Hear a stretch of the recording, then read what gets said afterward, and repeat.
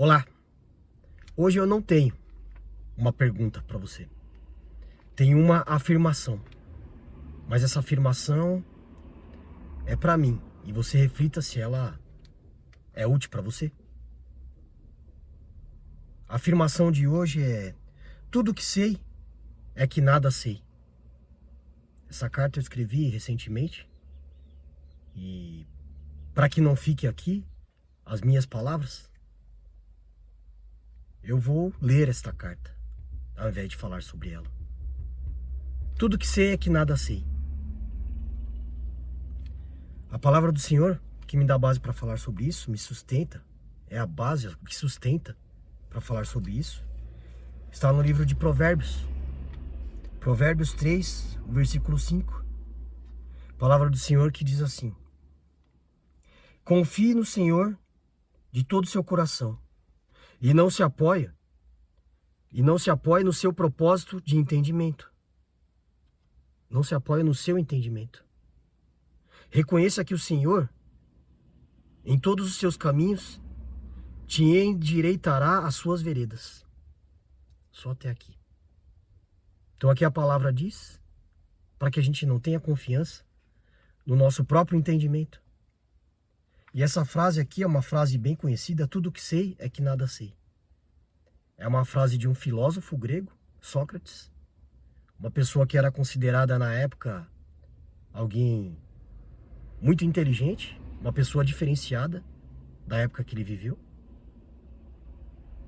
E mesmo com tanta inteligência, com tanta sabedoria, ele era considerado um filósofo dos mais sábios, como é até hoje, até os dias de hoje.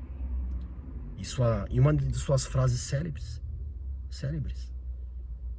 ele admite que mesmo com todo aquele conhecimento que as pessoas diziam que ele tinha, a base dele era esta frase: tudo que sei é que nada sei. Ele considerava saber muito pouco de todo o conhecimento que existe. Dentro de tudo que existe, ele se considerava conhecedor de pouca coisa. Isso o colocava em posição de humildade, para que ele seguisse adiante e se dispusesse a continuar aprendendo. Essa frase o motivava para que ele continuasse aprendendo. Eu me coloco nessa condição também. Tudo que sei é que nada sei. O pouco que eu sei não é nada perante a grandeza do universo, perante a grandeza e a sabedoria de Deus. Não é um grão de areia. Quanto mais a gente busca, quanto mais a gente estuda, conhecimentos científicos, a sua profissão, a minha profissão, a palavra de Deus, a gente pode ler a Bíblia 10, 15, 20, 200 vezes. Todo o conhecimento que a gente adquirir ainda será pouco da grandeza do universo, ainda será pouco em relação à sabedoria de Deus. Mas isso vai nos tornando cada dia melhores. Principalmente se a gente andar em humildade. Temos que andar em humildade, temos que ter a humildade de compreender que a gente sempre tem algo a mais a aprender. Independente da sua idade, se você é uma pessoa mais experiente,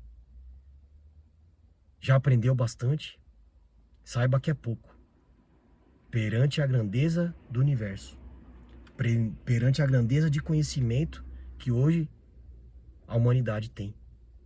E perante a Deus, então, nem se fala. Então aqui, um filósofo grego, com uma frase célebre que nos leva a refletir. Me levou a refletir no dia de hoje. Para ter humildade e admitir que eu tenho muito a aprender. E tenho mesmo. Não estou nem no começo. E você? O que pensa a respeito disso? Aqui eu vou colocar algumas coisas que veio ao meu espírito quando eu refleti sobre esta frase. Essa frase veio numa manhã, no meu espírito, na semana passada, e eu meditei bastante sobre ela. E eu falarei aqui por mim, tá? Tudo que eu falar aqui é por mim e você reflita aí se é algo que faz sentido para você. A palavra de Deus me confronta todos os dias e me mostra que, de fato, pouco ou quase nada sei diante da sua grandeza. É o que eu acabei de comentar, né? Eu não sei amar. Eu não sei amar. Porque o amor de Deus me confronta. O amor de Deus que não faz distinção de pessoas, mas nós fazemos. Né? Por isso, Jesus me ensinou a amar até os meus inimigos. Porque Deus me amou primeiro. Então eu tenho que amar até aquelas pessoas que são desafetos, que eu tenho algum atrito. Graças a Deus eu não tenho nenhum inimigo. Mas talvez as pessoas me considerem assim e faz parte. Então em Mateus 5:44, vá até lá se você tiver oportunidade. A palavra de Deus vai dizer que nós temos que amar até aqueles que se colocam como nossos inimigos ou que a gente considera também como nossos inimigos. Nós todos somos falhos, né? Eu não sei julgar, porque como está no livro de Samuel, que sendo profeta, julgou Davi pela aparência, mas aprendeu com Deus que ele deveria olhar pela essência. Eu não sei julgar. Muitas vezes a gente olha e julga as pessoas só pela aparência. Eu tenho certeza que não estou falando só de mim. Tenho certeza que estou falando de muitos que poderão ver e assistir esse vídeo. Mas eu falo de mim. É um problema sim julgar as pessoas. Mas o problema maior é a gente externar o nosso julgamento. Porque, vamos falar a verdade, nós julgamos. Nós julgamos as pessoas, nós olhamos para as pessoas e julgamos. E é por isso que Deus nos ensina que o justo juiz é Ele. Como está lá no Salmo 7, versículo 11. Só Deus é juiz. Só Deus é o justo juiz. E isso é para a gente levar para o nosso interior. E ainda que a nossa mente, porque a nossa carne é fraca e a nossa mente é falha. E ainda que a gente com a nossa mente julgue, eu aprendo que eu tenho que guardar para mim os meus julgamentos. Porque quando eu conheço a essência das pessoas, a minha interpretação sobre quem elas são e o que elas fazem muda totalmente. Todas as vezes eu me surpreendo com isso. Isso é um princípio que eu já havia aprendido. Todas as vezes que eu pego o meu julgamento e guardo ele no bolso, ou jogo ele fora, o ideal é jogar fora, jogue fora o seu julgamento. E eu paro de olhar para a aparência e começo a olhar a essência, eu me surpreendo. A palavra de Deus não é só papo de crente, papo de religioso. Ela é um manual da vida. Nos orienta em tudo que devemos ser, a quem devemos ser e o que devemos fazer. Então eu não sei julgar, mas a palavra do Senhor me direciona a fazer da forma correta. Não julgar, mas buscar entender a essência das pessoas. Porque é o que nós gostaríamos que fizéssemos conosco, que as pessoas fizessem conosco. Então o que eu não faço para mim, o que não é legal para mim, eu não faço para ninguém. Isso é o não julgar. Se eu não quero para mim, eu não faço para ninguém. Então eu não sei amar, eu não sei julgar, eu não sei orar. Paulo vai dizer que, lá em Romanos 8:26, ele vai dizer que nós não sabemos pedir, nós não sabemos orar, mas que a gente orando em espírito, o Espírito Santo converte as nossas orações erradas em gemidos inexprimíveis e entrega para Deus. Então, não tem problema se você não sabe orar. Eu também não sei. Na verdade, ninguém sabe. Outro dia eu estava vendo pessoas aí oferecendo, vendendo, né? Um treinamento para a oração correta, para a oração perfeita. A oração que vai movimentar a sua vida financeira, pessoal. Não quero julgar, mas o próprio Jesus disse que nós não sabemos orar. Ele diz que nós não recebemos porque não sabemos pedir. Está em outros textos também, em outros versículos. Mas quando pedimos em nome dele, com fé, não coisas tolas, coisas inúteis, mas que ele faz, ele fará, se for para a honra e glória de Deus. Se aquilo que você e eu pedimos é para a honra e glória de Deus, e nós pedimos em nome de Jesus, assim ele fará. Então nós não sabemos orar. Ore do seu jeito. Ore do seu jeito, mas peça coisas que vão edificar o nome de Deus, para você contar como testemunho. Não peça as coisas vãs e inúteis. E aí olha o que Jesus faz conosco. Lá em Mateus 6, do 9 ao 13, ele próprio nos ensina a orar. E quando orais, orais assim. E aí vem a oração do Pai Nosso. A oração que Jesus nos ensina. Esta é a oração que temos que fazer, mas ela é uma oração perigosa. A oração do Pai Nosso é perigosa. Porque nós oramos: Pai Nosso que estais nos céus, santificado seja o teu nome. Venha a nós o teu reino e seja feita a tua vontade, assim na terra como no céu. Nós dizemos para Deus para que seja feita a vontade dele, mas nós deixamos. Ele nos ensinou a orar. Mas se nós oramos assim, que seja feita a vontade de Deus, e nós não deixamos a vontade dele ser feita, nós oramos errado. Você orou por aquilo que você não quis entregar. É um risco a oração do Pai Nosso. Porque se você ora, que seja feita a tua vontade, tem que ser feita a vontade de Deus. Porque ela é boa, agradável e perfeita. Vamos mais adiante. Eu não sei perdoar. Então Jesus me ensina a fazer como Pedro, que eu não devo perdoar apenas 7 vezes, mas 70 vezes 7. Nós já falamos sobre o poder que o perdão tem em outros vídeos. Se você tiver interesse, busque aí neste canal mesmo.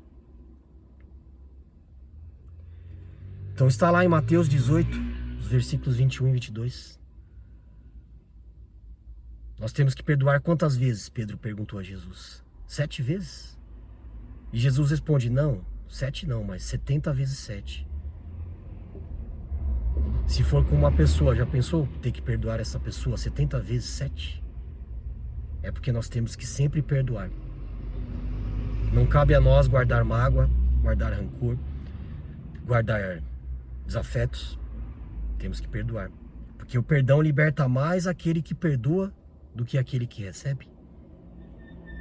Esse é o segredo do perdão. Quem recebe se alegra de ter sido perdoado, mas quem perdoa se liberta daquilo que o prendia. A falta de perdão é uma amarra, é um laço do inimigo, que nós mesmos nos colocamos e apertamos ainda esse laço para ele não soltar. Então, eu não sei perdoar, mas a palavra de Deus me ensina. Vamos lá. Eu penso ser bom, mas na verdade sou mau, porque tenho sido bom aos meus e aos à minha volta, mas não com todos.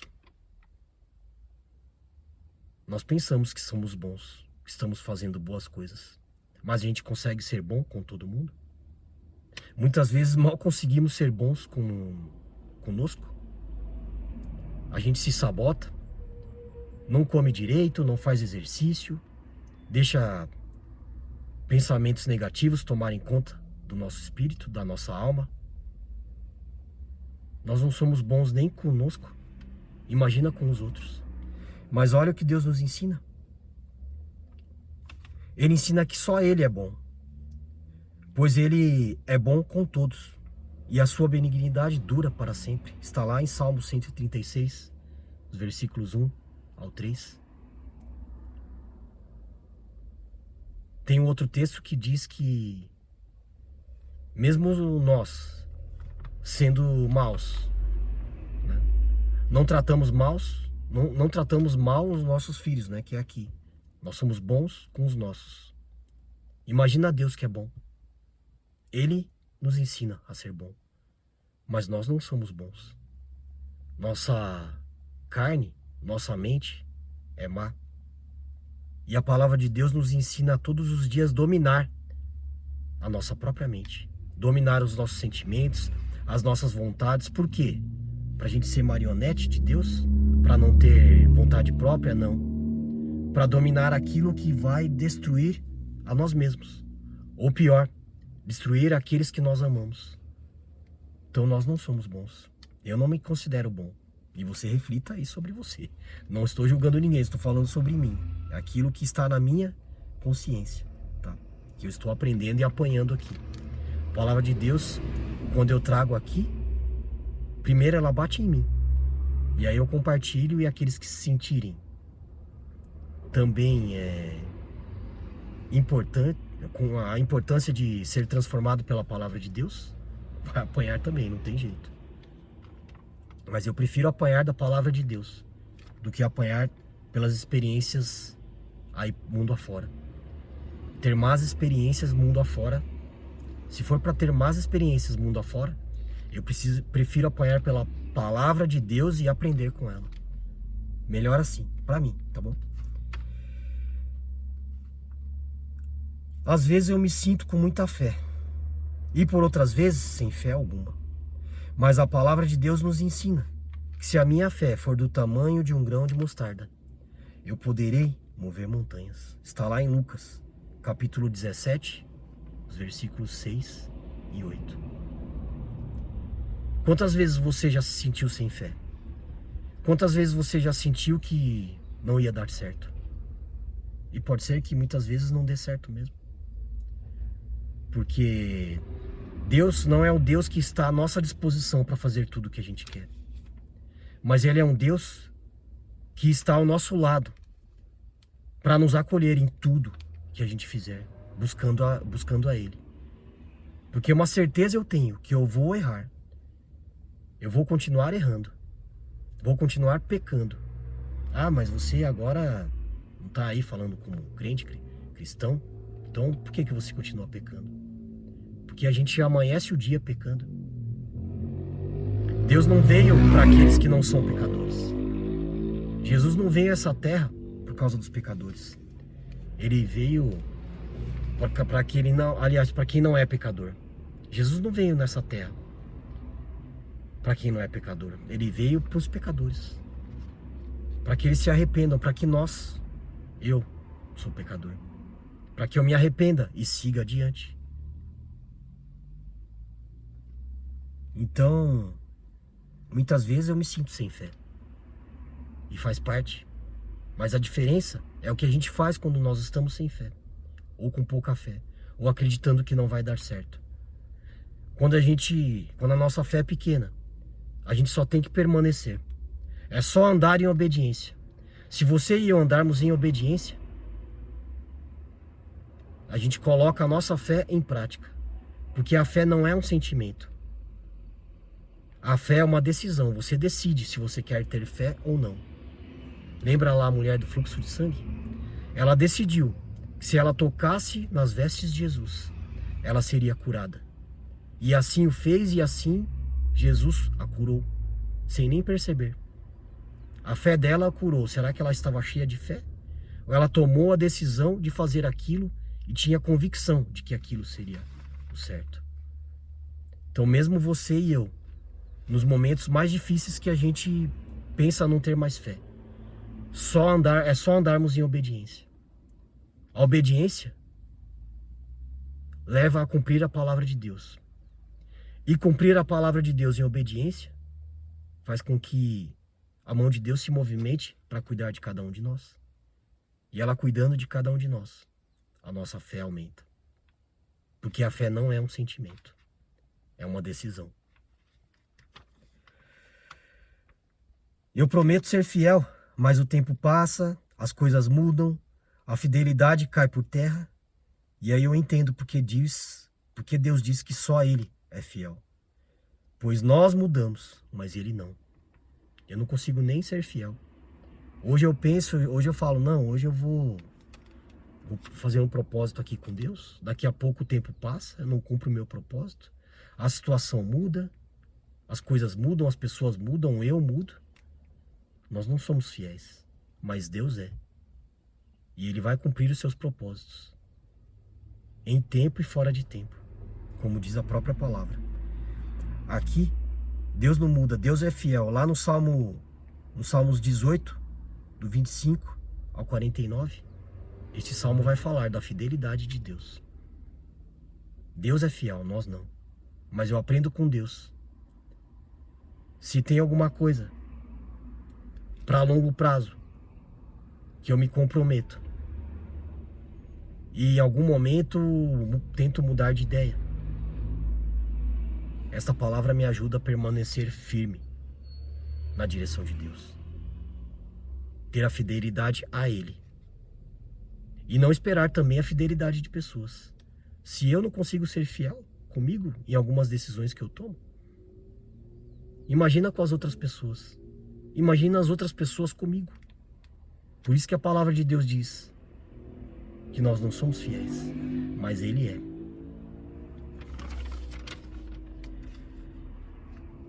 Eu aprendo sobre resiliência, mas na hora de colocar em prática, fico ansioso, desesperado, preocupado. Quando a palavra do Senhor me ensina que o dia mal vem e que eu tenho que me esforçar e ter bom ânimo, porque Ele venceu o mundo, como está lá em João 16:33. Então a resiliência é o poder da superação. É você mesmo passando pelo vale da sombra da morte, crer que Ele está contigo e eu crer que Ele está comigo. A resiliência é o poder da superação. Mas a superação buscando a Deus. Como Paulo fazia. Estando fraco, Deus se faz forte através de mim. Não é ruim estar fraco, porque a gente não consegue mudar certas situações. O ruim é o que a gente faz no momento de fraqueza. Clame a mim e responder-te-ei. Jeremias, né? O número de emergência de Deus. Jeremias 33:3. É o 333. Clame a mim e responder-te-ei. Coisas grandes farei que tu não sabes. No momento de desespero, de dificuldade,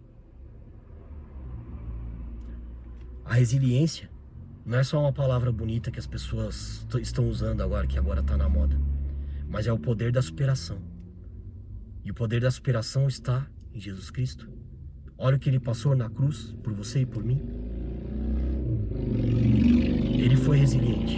Ele é resiliente. Nós também podemos, através da palavra de Deus. Através de Deus, através de Jesus, através do Espírito Santo. Você pode, você consegue. Não é autoajuda. Você consegue buscando a Deus, porque Ele vai dar a direção. Ele vai acalmar. Vai te acalmar, te livrar das preocupações ao longo do tempo se você permanecer. Eu não sei ter empatia pelas pessoas. Só tenho com aquelas que eu acho que merecem. Mas aprendi com Jesus, que teve compaixão de um ladrão que se arrependeu na cruz. Imagina, uma multidão ali com Jesus na cruz, um ladrão de cada lado, todos querendo que os três ali morressem logo. Será que alguém teve compaixão de algum daqueles ladrões? Se não tiveram nem de Jesus? Mas Jesus teve. E aqui por que eu coloco empatia? Porque se é difícil pra gente ter empatia, empatia é você se colocar no lugar do outro. Nós já temos dificuldade para fazer isso. Imagina ter compaixão das pessoas. É bastante difícil. Mas Jesus nos ensina que é possível. Porque Ele olhou para aquele ladrão. O outro blasfemando, criticando. Mas Jesus não perdeu tempo com ele, com aquele que criticava. Mas ganhou tempo com aquele que se arrependeu. Senhor, quando estiveres no paraíso, lembra-te de mim. E Jesus olhou para ele e disse: hoje mesmo estarás lá comigo. Teve compaixão de alguém que se arrependeu aos pés da cruz. não tinha, talvez ele não tivesse religião nenhuma. Pouco a gente sabe sobre ele, não sabemos nem o nome dele. Eu não sei, pelo menos. Nós não sabemos nem o nome dele, não sabemos quem é, mas sabemos o que Jesus fez por ele. Escreveu o nome dele no livro da vida. Isso é compaixão. Isso é compaixão sem julgamento, sem escolha. Nós escolhemos com quem nós queremos ter empatia e compaixão, então mais ainda, né? Mas olha o que a palavra de Deus nos ensina. Uma pessoa que a nossa visão era para ter sido a primeira a morrer ali. Mas na verdade foi a primeira que Jesus levou com ele para o paraíso. Como muitos de nós, como todos nós temos essa oportunidade. Todos nós temos essa oportunidade. Mas ele foi o primeiro. Foi um privilegiado, aquele ladrão. Ganhou a passagem VIP para viver no reino dos céus. Eu não tenho humildade suficiente com todos, mas Jesus me ensina com um sermão inteiro a importância da humildade na vida de um cristão. O Sermão da Montanha vai além, né, de um capítulo só. Mas aqui em Mateus 5, a partir do versículo 3, Jesus nos ensina no seu sermão ali da montanha como ter humildade. Já nos primeiros versículos, lá no versículo 3. Bem-aventurado os humildes de coração. Um bem-aventurado é um feliz para sempre. A tradução da palavra em latim, né, nos Macários, em grego também. A tradução da palavra é feliz para sempre. Bem-aventurado, feliz para sempre. Quem é feliz para sempre? Quem busca ao Senhor. Quem entrega a vida para Jesus. Ah, não vai errar mais? Vai. Ah, não vai pecar mais? Vai. Ah, não vai duvidar mais? Vai. Vai ter pouca fé. Mas é caminhar, é uma caminhada. Por isso que eu digo, ah, agora você está na igreja, já se acha salvo, já se acha o bom. Não. Não me acho. Me acho falho em todas essas coisas que eu li até aqui. Mas caminhando com Deus. Eu tento ser alguém melhor todos os dias. Tente você também. E eu sei que você tem tentado. Se você está aí ouvindo até agora, porque o vídeo é longo e a maioria não ouve. Mas se você está aí até agora, saiba que a parte mais difícil não é entender os versículos. Não é entender os versículos. A parte mais difícil não é entender os versículos. A parte mais difícil é caminhar com Jesus. A parte mais difícil é caminhar com Ele. E esse é o convite que Ele nos faz. Não basta reconhecer Jesus como Senhor e Salvador. Ah, acabou. Já recebi, já estou salvo. Ah, agora eu não peco mais. Agora, não. Tem uma caminhada, tem uma jornada. E é isso que essa palavra nos ensina. Na verdade, se buscarmos primeiro o reino dos céus, com humildade, com a humildade que Jesus nos ensina, é o ponto de partida para as nossas mudanças que serão de fato acrescentadas, como Ele disse que será. Mateus 6, o 33 e o 34. Está lá isso. Ele disse que será assim. E a nossa maior missão é ter humildade para admitir nossas falhas e seguir adiante. Então, tudo que sei é que nada sei. Tenho convicção de que o pouco que eu sei é nada perante a grandeza do universo. Tudo que eu sei é nada perante a Deus, perante a sua palavra. Posso ter lido várias vezes já a palavra de Deus. Saberei muito pouco de toda a sua grandeza. Mas aos poucos eu vou aprendendo.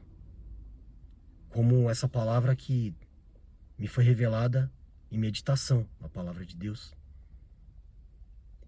que eu tenho que ter humildade para aprender cada vez mais e seguir adiante para ser transformado por Ele. Não se turbe, não se encha do seu próprio entendimento, mas sim da palavra de Deus, que ela é boa, agradável e perfeita e nos dá a direção para sermos melhores todos os dias das nossas vidas. Fique com essa palavra no seu espírito, que o coração do homem é enganoso. Que Deus abençoe seu dia, sua casa e toda a sua família. Em nome de Jesus, amém. Até mais, amados. Deus abençoe a todos. Curta, compartilhe e se inscreva aí no canal também. Deus abençoe.